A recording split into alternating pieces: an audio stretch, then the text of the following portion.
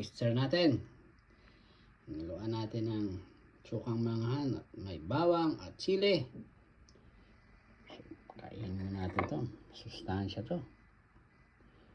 Taste it.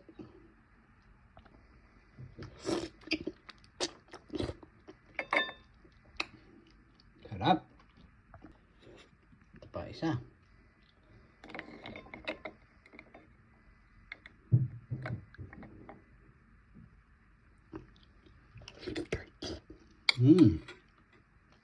Delicious.